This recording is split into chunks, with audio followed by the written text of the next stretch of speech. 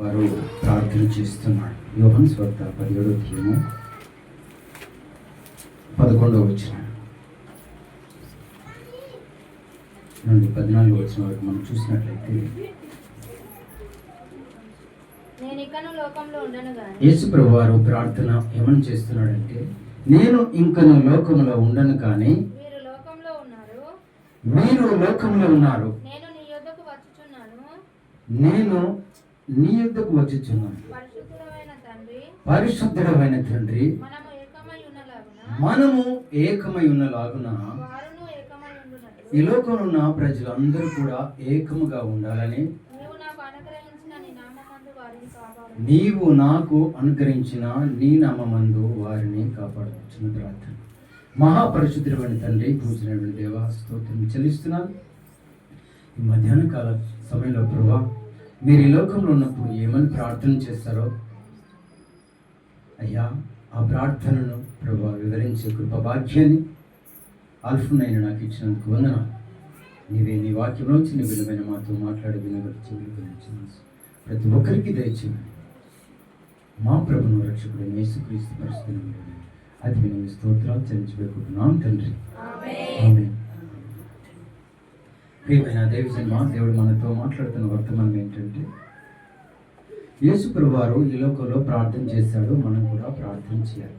ఏం చేయాలి? మనం కూడా ప్రార్థన చేయాలి. చేస్తున్నారా ప్రార్థన? మీరందరూ ప్రార్థన చేస్తున్నారని నమ్ముతున్నారు.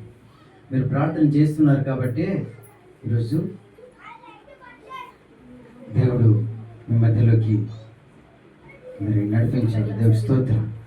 దేవుడు పోయిన వారం ఆదిలాబాద్ జిల్లా, పోయిన వారం అంతకుముందు నిర్మల్, అలాగే ఆ పరిచయం చేస్తూనే మరి కాజిపల్లిలో మందిరాన్ని సాయంకాలం నడపడం జరుగుతుంది. ఈ వారం కూడా కాజిపల్లిలో మన మందిరాన్ని దేవుడు ఇచ్చాడు. సాయంకాలం సమయంలో కాజిపల్లిలో మా సోదరులు కూడా మందిరాన్ని నడిపిస్తున్నాం. దేవుడి స్తోత్రం. హల్లెలూయా.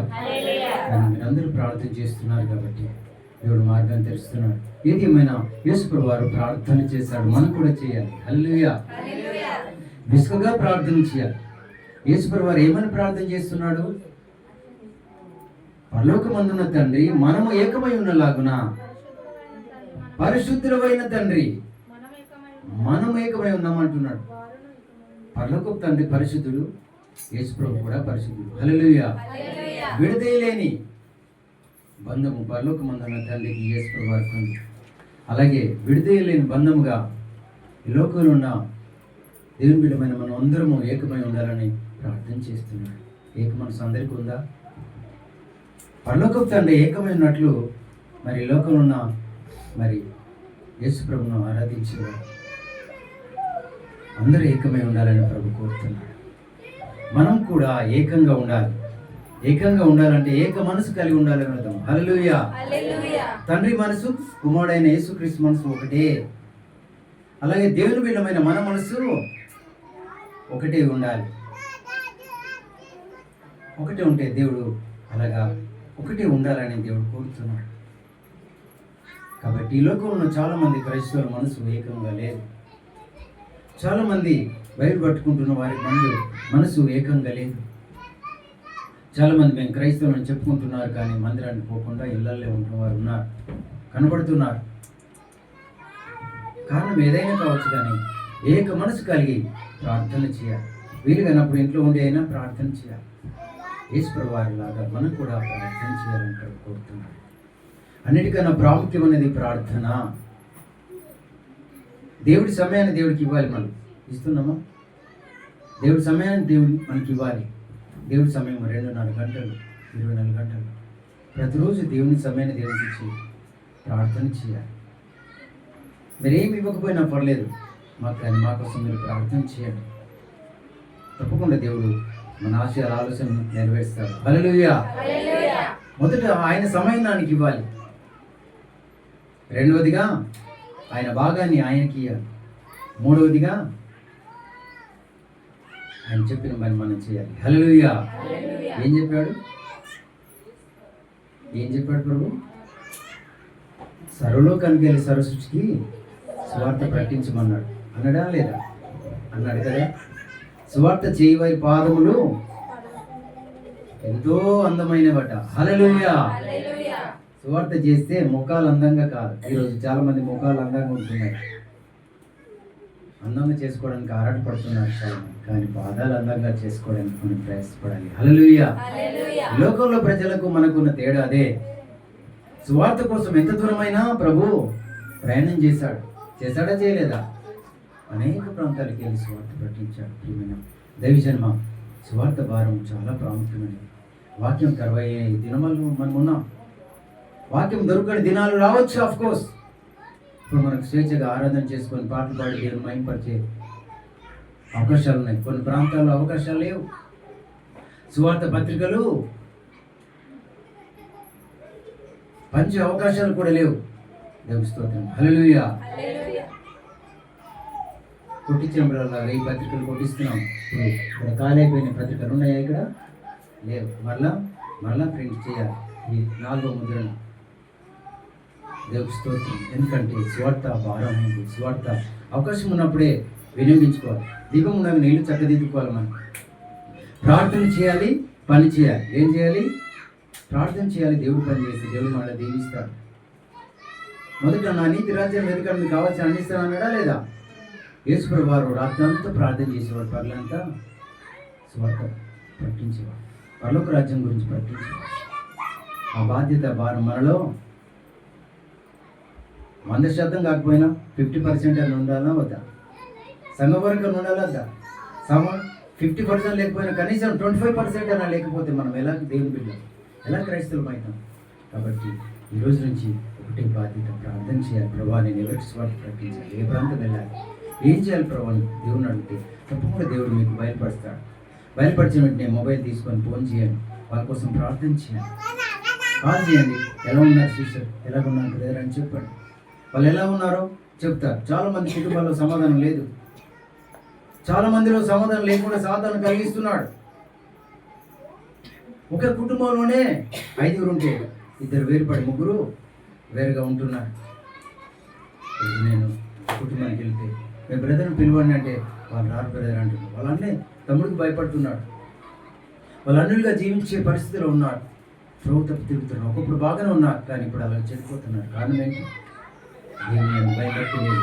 కారణం ఏంటి? డబ్బు ఉంటే చాలు ఈ లోకంలో, నాకు ఎవరితో అవసరం లేదు అనుకుంటున్నారు.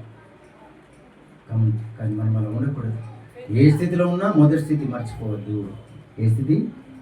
మనం ఏ స్థితిలో ఉన్నాను మొదటి స్థితి మర్చిపోకుండా జీవించాలని పొరపాటు మనం చేస్తున్నాం.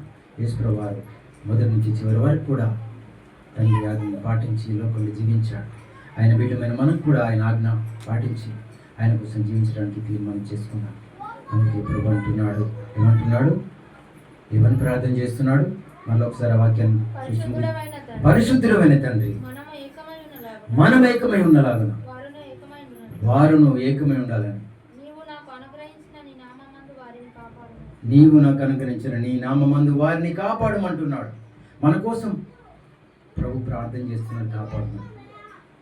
దేవుడు కాపాడుతాడు. మనము ప్రార్థన చేస్తున్నాం. ప్రభు మన కోసం విజ్ఞాపన ప్రార్థన చేస్తున్నాడు. మనమందరూ ఏక మనసు కలిగి ఉండాలి.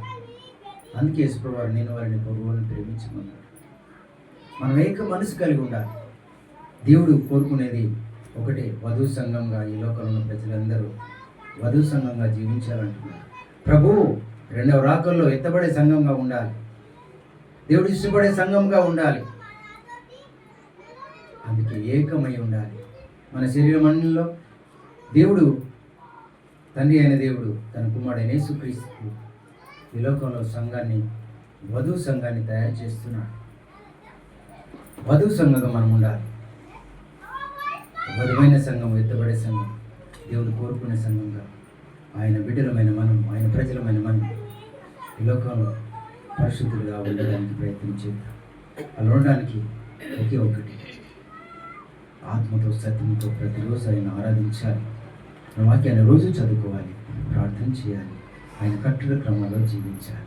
ఇదే కదా ప్రభు కోరుతున్నాడు. మనం అందరం ఏకమై ఉండాలంటున్నాడు. దేవుడు అందరికీ సమానమే, అందరినీ సమానంగా ప్రేమిస్తున్నాడు. యేసు ప్రభు కూడా అందరినీ సమానంగా ప్రేమించాడా? కొందరినైనా అందరినీ ప్రేమించాడు. ఆయన దగ్గరికి వచ్చే వారు అందరినీ బాగు చేశాడు. అందరినీ సమానంగా ప్రేమించాడు, అందరికీ సమానంగా న్యాయం జరిగించాడు. కాబట్టి అందరికీ చాలిన దేవుడు, ప్రపంచానికి చాలిన వాడు, లోక రక్షకుడు ఆయన. హల్లెలూయా.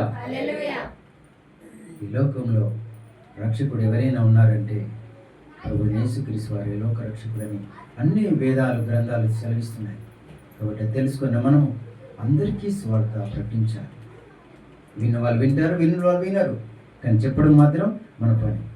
విన్న వాళ్ళకు చెప్పాలి, వాళ్ళు వినకపోతే వేరే ప్రాంతానికి ప్రభు వెళ్ళాడు, మాకు అద్దంటే వెళ్ళిపోవాలి, చెప్పేవారికి చెప్పాలి. బస్సులో వస్తుంటే కొందరు పత్రికలు ఇస్తే కొందరు తీసుకుంటున్నారు, కొందరు తీసుకోవట్లేదు. తిరుగుతూ పత్రికలు హాస్పిటల్ పంచితే కొందరు తీసుకుంటున్నారు, కొందరు తీసుకోవట్లేదు. దేవుడు లెక్క అడుగుతారు ఏదో ఒక రోజు, పలానా రోజు నా కుమారుడు పత్రిక ఇచ్చాడు తీసుకోలేదు, పలానా రోజు నా కుమార్తె నా పత్రిక ఇచ్చింది, నా వాక్యం చెప్పింది, మీరు వెళ్ళలేదని దేవుడు లెక్క అడుగుతారు. కాబట్టి మనం చేసే పని మనం చేయాలి, దేవుడు చేసే దేవుడు చేస్తారు. చేద్దామా?